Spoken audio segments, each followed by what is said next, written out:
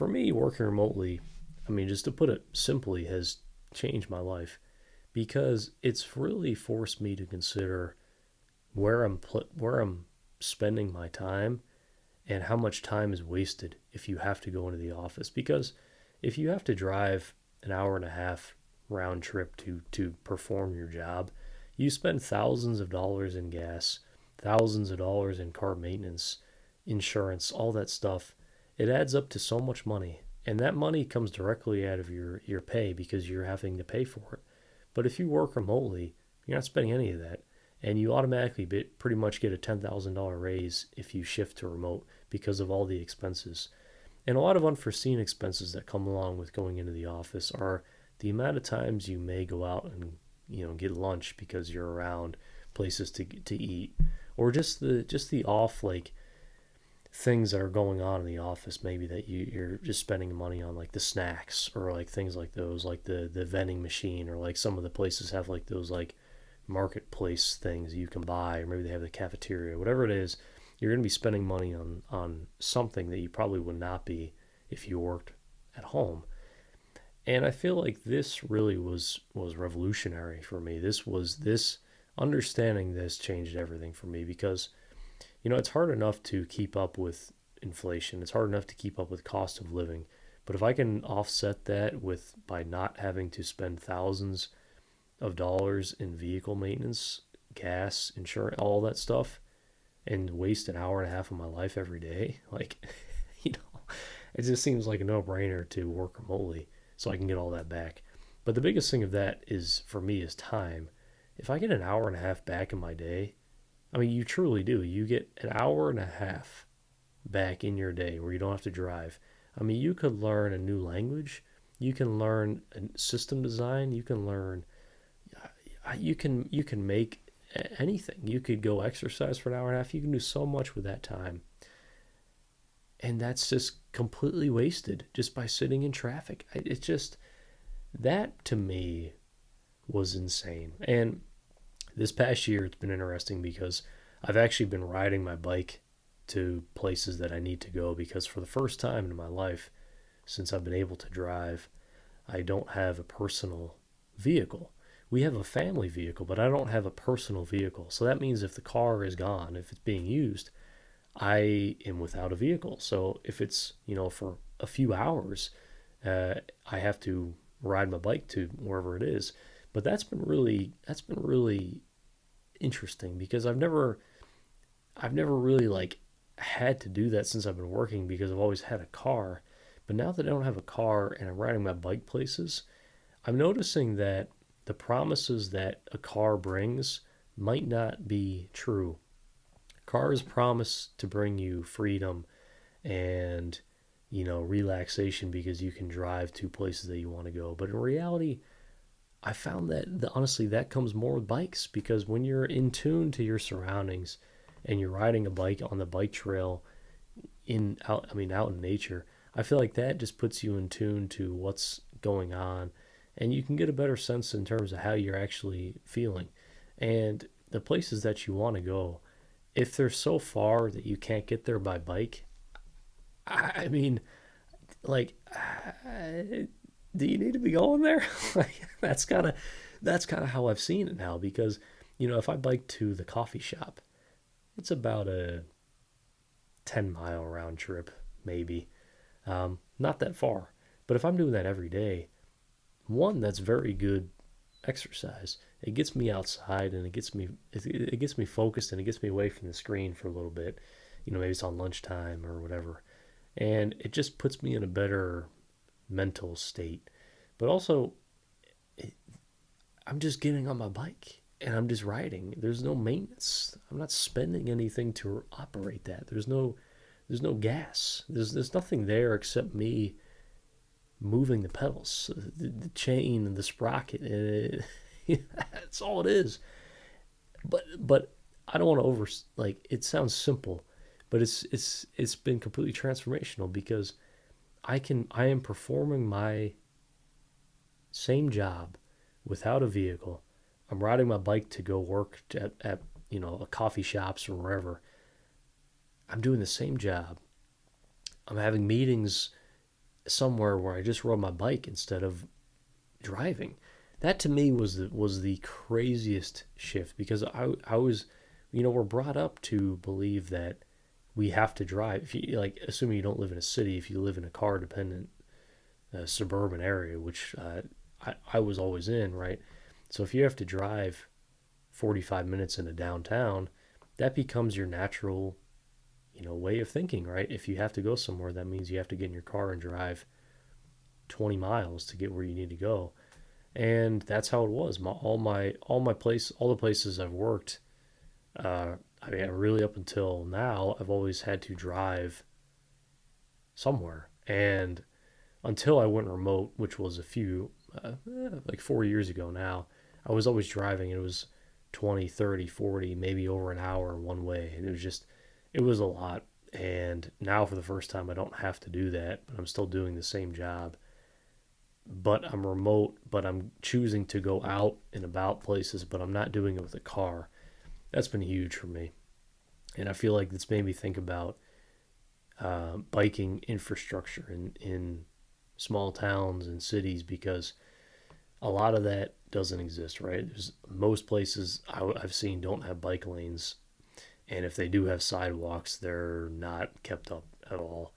And so it's really made me think about alternative methods of transportation where, when public transportation doesn't exist, because it really is not a good setup if we're completely car dependent to get anywhere, because that means we have to support these, one, the roads to support growing populations, but also the parking situation has just gotten out of hand. I mean, we have to build these massive slabs of parking spaces where people park, and it just, at some point it becomes overcrowded with cars.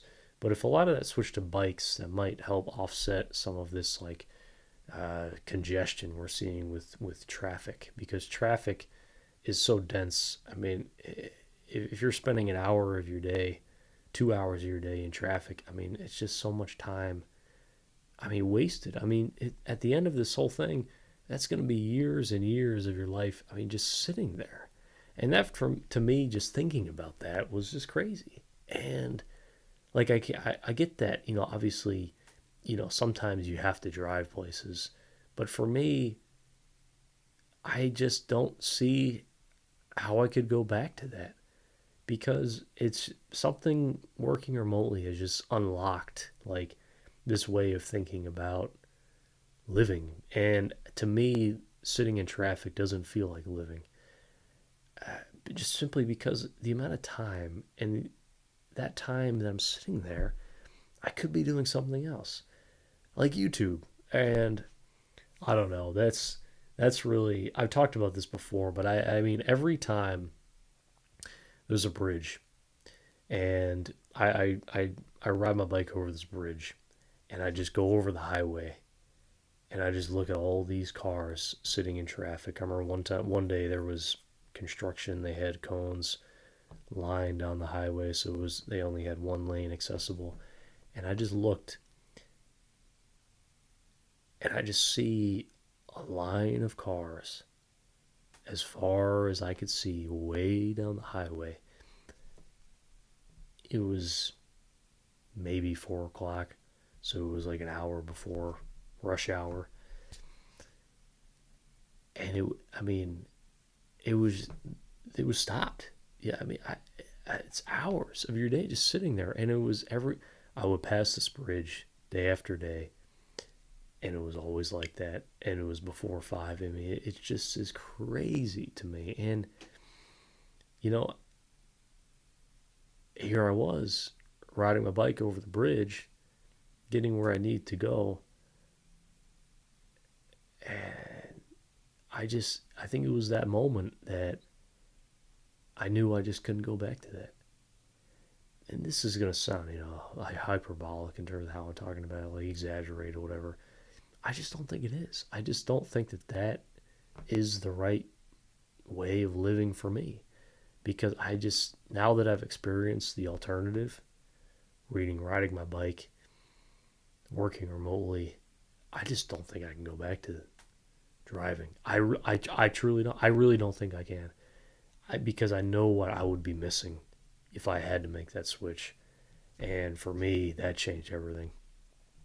You know, with software development, the sky really is the limit in terms of opportunity, in terms of growth. It really is up to you to learn languages and frameworks and build personal projects and things like that. Because when you do that, it unlocks a whole new. It just unlocks so many opportunities. I mean, you can go work for wherever you want, and yeah, it's hard. There's places that are mandating return to office, and it's I don't know what this is gonna look like in the future, but all we can control is right now, and I know that right now there's still a lot of remote opportunities. So I that's what I'm gonna be sticking with. Now, if in the future that changes, in the future if I have to drive into an office, then I'll do what I have to. But for the time being, if I can work remote, I'm gonna work remote, and that's I think how it has to be. And I just know I don't know future generations where we're you know I just don't know if we can keep trying to promote this way of living by normalizing driving an hour both ways into downtown to work. I just don't know if that is healthy. I just don't know if that works for everybody. Because who do you talk to that likes traffic? I mean, does anybody? I mean, some people say that they like listening to music, and that was the one silver lining in it for me. I liked listening to music in the car. I mean, I just did. And maybe some people find it relaxing to sit there, but I mean, does anyone find traffic backups fun? I mean, sitting there for an hour and a half. I mean, I had one time where they shut the whole highway down, and I had to reroute through all these random side roads. I didn't know where I was going, and then I mean, it was just chaos. And because everybody was getting off at the same way, so they had these stop signs. I mean, people were just running. I mean, it was just madness. That can't be good. I mean, we can't normalize that kind of living. I mean, it just doesn't seem like it's sustainable. I mean, it just seems like, as we develop these suburban communities farther and farther away from the cities, we're trying to normalize these unbelievably long commutes by personal vehicle, because in the US we just don't have trains, right? We don't have very good public transportation. We don't. If you live in a city with a subway, sure, but if you live like anywhere else in any suburban community, there's no public transportation. It just is. It's just not going to happen. The bus system is horrible. You're not going to use that reliably. So it's just I don't know if we can normalize driving an hour both ways, 2 hours out of your life anymore. And I think it's really going to put. I think it's going to be an interesting shift when we look at future generations as they approach working, what they choose to do. If they choose to ride bikes to more places, if they choose to get a remote job and close their circle of how far they travel, or if they continue driving an hour into downtown to work. I just don't know. Because if cost of living keeps increasing at the rate it does to live in cities, I just don't see how people are going to afford getting these jobs and living in the city close enough to walk to their office anymore. I really don't. And if we have to keep pushing further and further out from the city to accommodate for rising cost of living, that commute's only getting longer. It's only getting longer. And what is the threshold for what you're willing to drive, the amount of time you're willing to drive?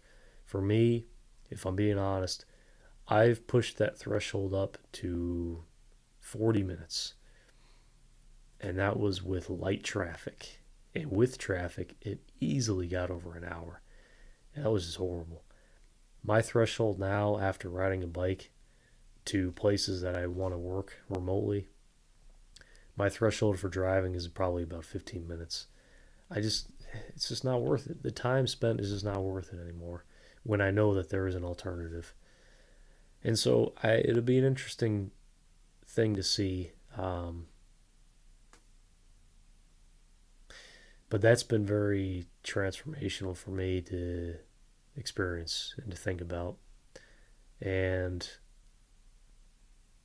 I don't know if, I don't know if it means we'll have to, you know,